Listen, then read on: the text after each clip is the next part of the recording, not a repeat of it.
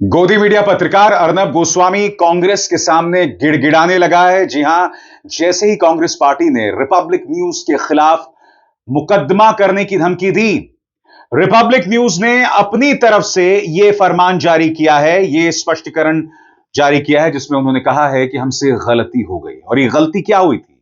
इसी मंच पर मैंने आपको बताया था कि इन्होंने इस्तांबुल कांग्रेस सेंटर को कांग्रेस के तुर्की में दफ्तर के तौर पर पेश किया था। यानी कि सिर्फ इसलिए कि उनका नाम इस्तांबुल कांग्रेस सेंटर है और इस्तांबुल कांग्रेस सेंटर में कांग्रेस है, तो वो कांग्रेस का हो गया। अब मैं आपको बतलाना चाहता हूं दोस्तों कि बाकायदा रिपब्लिक न्यूज माफी मांग रहा है, मगर कांग्रेस कह रही है चुप रहो कायरों, तुम्हें हम अदालत में ठीक करेंगे। मैं आपको बतलाना चाहता हूं, रिपब्लिक न्यूज ने अपनी तरफ से एक लंबा चौड़ा बयान जारी किया है, जिसका लब्बो लबाब यह है कि हमसे गलती हो गई और हमने तुर्की की एक बिल्डिंग को कांग्रेस के दफ्तर के तौर पर पेश किया। यह एक तकनीकी गलती है। इस तस्वीर की इस मुद्दे से कोई लिंक नहीं है। इसमें यह भी कहा गया है कि यह तस्वीर जो है वह अर्नब गोस्वामी की डिबेट में नहीं आई थी। बाद में जब इस कार्यक्रम को डिजिटल में अपलोड किया गया या सोशल मीडिया में दिखाया गया, तब इस तस्वीर का इस्तेमाल किया गया था। तो इस तरह से काम होता है। मगर सुप्रिया श्रीनेत ने कह दिया है, shut up you cowards and get ready to face the music. यानी कायरों चुप रहो, अब तुम्हें हम अदालत में देखेंगे। मैं आपको बतलाना चाहूंगा दोस्तों, कांग्रेस दो लोगों को अदालत में घसीट रही है। एक तो अर्नब गोस्वामी को और दूसरा अमित मालवीय को, क्योंकि अमित मालवीय ने इस झूठ का प्रचार प्रसार किया था, जैसा कि आपने देखा था। मगर आप भी जानते हैं दोस्तों, अर्नब गोस्वामी हूं या अमित मालवीय तो झूठ का पुलंदा है। न जाने कितनी बार झूठ बोलते हुए पकड़ा गया है, मगर उस पर आज तक कोई कार्रवाई नहीं हुई। जी हां, कायदे से अमित मालवीय को अब तक जेल में होना चाहिए था, मगर यह वो व्यक्ति है जो हाथरस पीड़िता की तस्वीर को सार्वजनिक कर देता है, जबकि पुलिस के मामले में बलात्कार से जुड़ी धाराएं जुड़ी होती हैं, फिर भी यह व्यक्ति उनकी जो पहचान है उसे सार्वजनिक कर देता है, मगर इस पर कोई कार्रवाई नहीं होती। और कार्रवाई होगी भी तो कैसे? क्योंकि आप भी जानते हैं हाथरस उत्तर प्रदेश में है और उत्तर प्रदेश में किसकी सरकार है। बहरहाल, इस वक्त कांग्रेस और भारतीय जनता पार्टी के बीच में पोस्टर वॉर शुरू हो गया है। अमित मालवीय, जो कि भाजपा आईटी सेल का मुखिया है, उसने बाकायदा यह पोस्टर जारी किया है, जिसमें आधी तस्वीर पर राहुल गांधी हैं और आधी तस्वीर पर पाकिस्तान के सेना प्रमुख असीम मुनीर। अब स्वाभाविक सी बात है दोस्तों, जब आप इस तरह की तस्वीर जारी करेंगे तो सामने वाला भी हमला करेगा। मैं आपको बतलाना चाहूंगा कि कांग्रेस का एक सोशल मीडिया हैंडल एक और तस्वीर जारी करता है, जिसमें आधे में नवाज शरीफ की तस्वीर होती है और आधे में प्रधानमंत्री नरेंद्र मोदी की। और बात वहां नहीं रुकती है। पवन खेरा ने आर्टिफिशियल इंटेलिजेंस जनरेटेड यह तस्वीर जारी की है, जिसमें देश के विदेश मंत्री को जयचंद करार दिया गया है। यानी कि ऑपरेशन सिंदूर के बाद दोनों पार्टियों के बीच में जुबानी जंग तेज हो गई है, जो अब पोस्टर वॉर पर उतर आई है। कांग्रेस ने करारा प्रहार बोला है और कहा है कि जो पॉलिटिकल पार्टी और जिसके पूर्वज अंग्रेजों के जूते चाटते थे, वो हमें राष्ट्रभक्ति पर आईना ना दिखाएं। क्या कह रही है सुप्रिया श्रीनेत, आइए सुनते हैं। बीजेपी के कुछ लोगों ने, अंधभक्तों की मंडली ने और दोरूपल्ली के ट्रोलों ने आज नेता विपक्ष राहुल गांधी की तस्वीर पाकिस्तान के असीम मुनीर के साथ मिलाकर चलाई। इससे राहुल गांधी की कोई तौहीन नहीं होती है, इससे आपका असली चाल चरित्र और चेहरा सामने आ जाता है। वो चरित्र, वो चेहरा जो असल में हर बार हिंदुस्तान के खिलाफ खड़ा हुआ दिखता है, हर बार पाकिस्तान की परस्ती करते हुए दिखता है। लेकिन दोष आपके डीएनए में है, क्योंकि आपके पुरखे भी तो यही करते थे।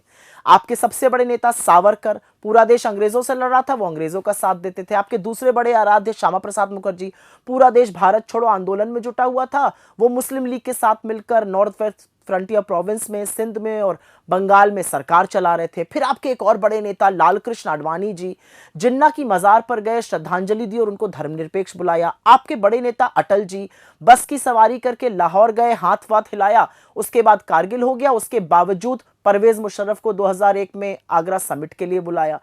फिर आए आपके बड़े नेता मोदी जी, बिना बुलाए बिरयानी खाने के लिए, बर्थडे मनाने के लिए लाहौर लपके चले गए। आईएसआई को पठानकोट आकर प्रोब करने दिया, इन्वेस्टिगेशन करने दिया, जो आजाद भारत में कभी नहीं हुआ था।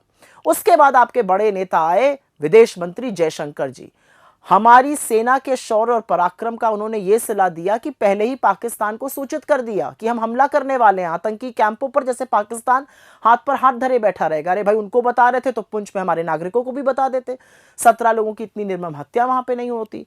और मोदी जी, भारत की सेना पाकिस्तान को नाको चने चबवा रही है, पाकिस्तान को निस्तो नाबूद करने पे तुली हुई है। और भारत की सेना के शौर्य और पराक्रम का तो सभी को पता है, एक बार ठान लेती है तो पाकिस्तान इस विश्व के मैप से उड़ जाता।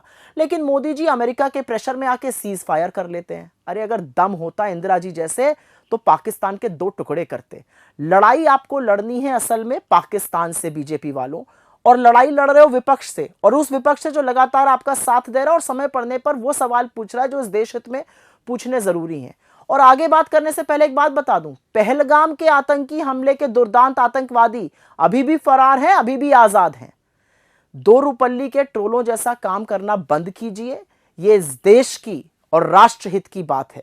और एक बात मैं मीडिया के उन चरण चुंबकों से जरूर पूछना चाहती हूं जो मर्यादा पर ज्ञान देते थे, आज मुंह में दही क्यों जम गई, चुपचाप क्यों बैठे हैं? आपको लगता है कि जो बीजेपी वालों ने किया है वो सही किया है? अगर गलत लगता है तो बोलिए, और अगर सही लगता है तो आप बीजेपी से भी ज्यादा पाकिस्तान परस्त हैं।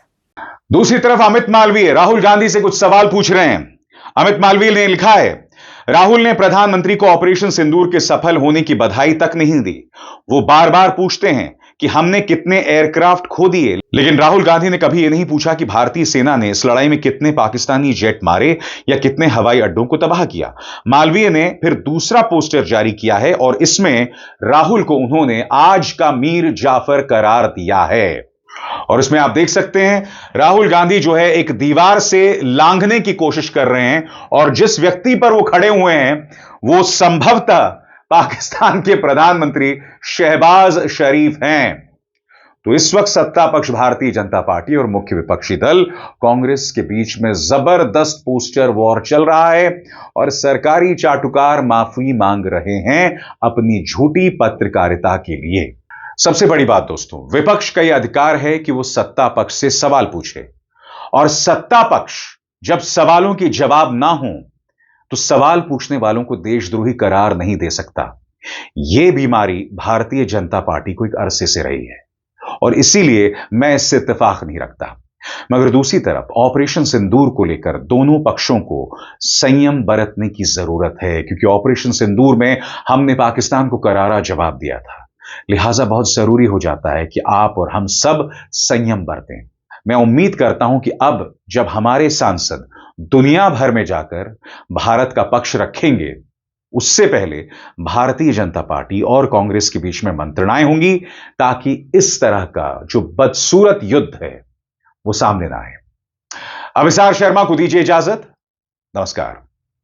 और आगे बढ़ने से पहले एक जरूरी संदेश, मेरे कार्यक्रमों के लिए आप नोटिफिकेशन का इंतजार मत कीजिए, मेरे चैनल में जाइए और खुद जाकर कार्यक्रम देखिए और रहिए अपडेटेड।